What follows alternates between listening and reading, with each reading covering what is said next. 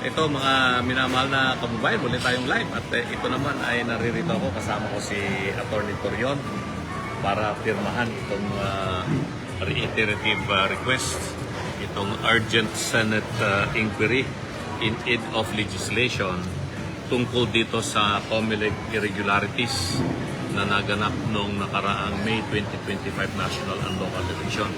Hinihingi natin dito sa bagong Senate President, si Senator Soto, at saka yung may tatalagang muling chairperson ng UBI, Senate Blue Ribbon Committee, na tignan muli itong aming unang request sa Senado na yung maanumalyang ginawa ng Commission on Election nitong nakaraang halalan.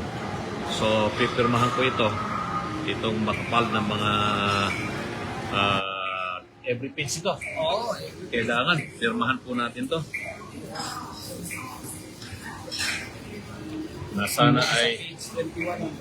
Nasana ay dinggin ito ng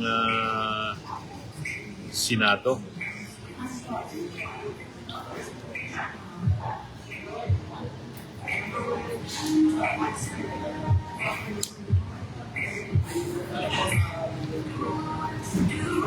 Gusto natin magkaroon ng tunay na political and electoral reforms para maipasa ang isang bagong batas na paigtingin yung transparency at saka clean and honest election na hindi katulad ng nangyayari ngayon. Pag nagkaroon ng wholesale na dayaan electronically, walang habol doon sa mga nangyayaring hindi tama.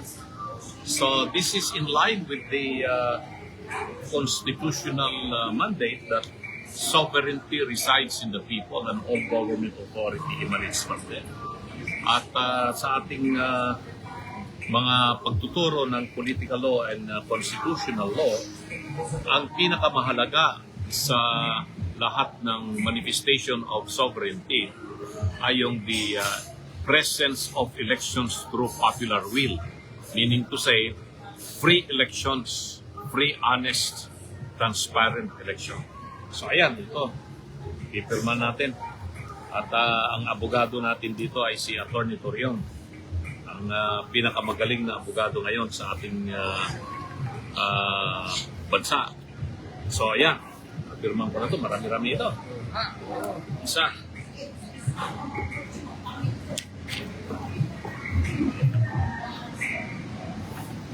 Sana mapansin din po ito ng Senado at mabigyan ng pagdinig at kung bakit gano'n ang nangyari.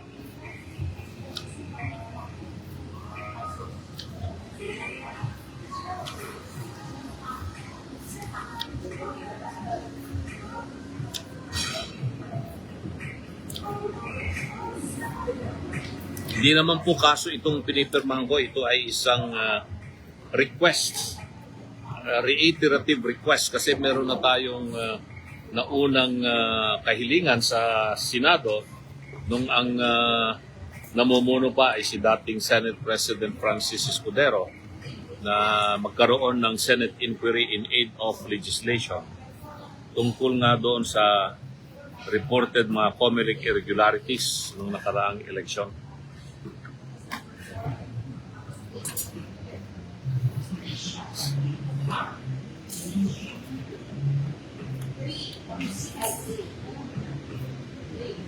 Kasama ko si Atty. Torion, pati rin siya ay hinaharas na rin. Meron na rin siyang mga hinaharap na kaso. At abogado na nga, pareho kaming abogado pero kakasuhan ka pa rin. Mabuti sana kung yung kaso ay may totoong complainant. Yung kasong sinampan nila sa akin sa ombudsman fictitious yung mga complainant. Mga multo. Mga taong hindi naman po sila talaga totoong nag-i-exist sa mundo. Pero dahil meron silang sinumpang salaysay at na notaryuhan na sinabi ng notaryo mismo, yung notaryong binabanggit doon na hindi raw niya ninotaryuhan yung complaint na yon.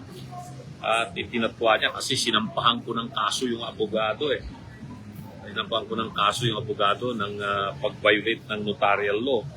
At doon sa sagot niya ay hindi niya inaamin na siya ang nagnotaryo doon sa dokumento na yon. At meron siyang mga pinakita, mga ebidensya. Kaya doon, pero ganun pa man, naisampa sa ombudsman, kaya yung ombudsman pinadalhan ako ng summons at pinasagot po ako. Nasagot ko na rin po yung complaint affidavit na yon. Pero dapat sana sa umpisa pa lamang tinignan ng mabuti ito ng ombudsman na yung reklamo na yon ay isang fabricated, malicious, at yung complainant mga fictitious na mga tao. Fictitious dahil wala sila, hindi sila nag-i-exist eh. May Pinay pang ginawa kang rapist. Yan ito? Ha? Oo. Grabe. Ang gwapo-gwapo mo. Grabe. Grabe talaga. Wala tayong magagawa eh. May graft and corruption daw. Oo. Ang mga tao na hindi naman natin kilala. Ano natin sila, ganun talaga yan. Raul Lambino ka kasi busing eh. Hindi, ordinaryong mamamayan lang tayo, magbabaka lang po tayo.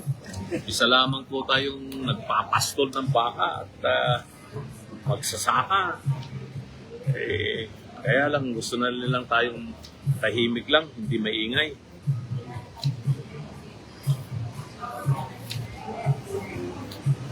So, ang pinailan ngayon, ikaw, si Tatay Digong, at saka si Bungo. Oo, saka si Vice President Sara. Vice President Sara. Saka si Manong Chabe.